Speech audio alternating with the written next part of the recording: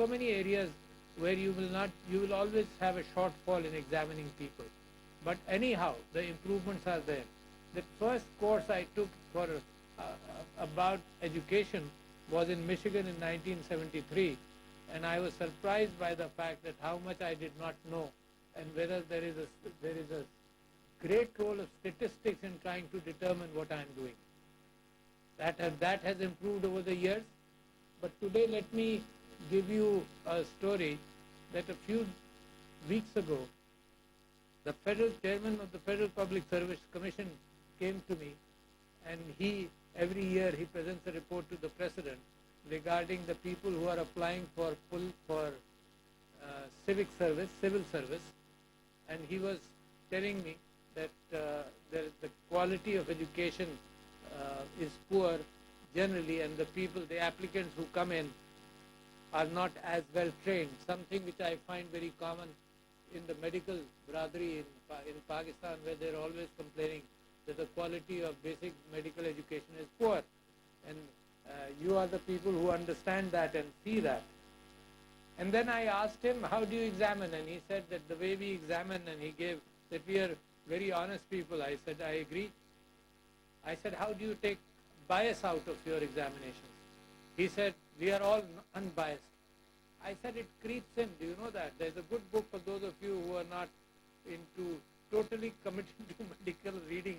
There's a good book by Rolf Dobelli where he talks about more than 100 biases. And when I read that, I was surprised to see that we cannot live without biases. That's how a human mind works.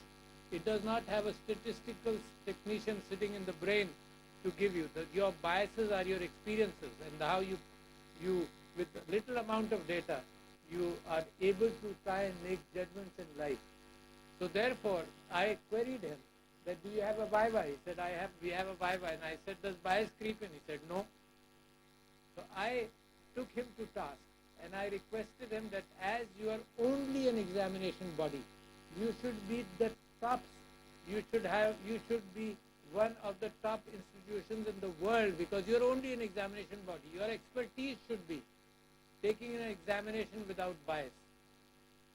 And sometimes the bias can be like, I have been examining people for FCPS here in this institution, and then there was a time when the three examiners would sit down and discuss, and we ruled out that discussion also, because the three examiners would say कि जी इसको ये चौथी मरतबा या तीसरी मरतबा appear हो रहा है तो उसको आप पास कर दीजिए.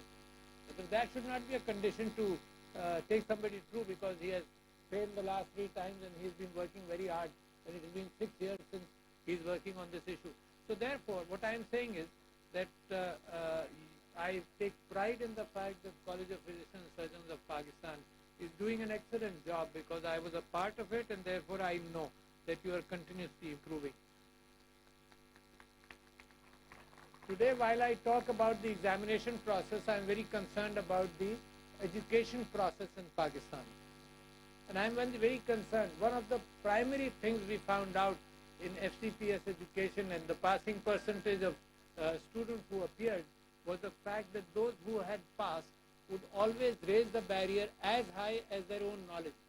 And therefore, in Urdu we used to say कि जब कमरे के अंदर आ गए तो फिर अब चटखनी लगा दी, दूसरों को अंदर आने नहीं देना. So we had to, and you have to make an extra effort that any candidate cannot be as good as you are, but at least you decide the passing level of somebody, and the people take bias out of it and establish a situation where everybody is convinced. And I am convinced of the fact that, for example, in the field in which I was taking examinations here was in orthodontics, and I am convinced that the setup, even today, of those people who are leading that branch, I am sure if you talk to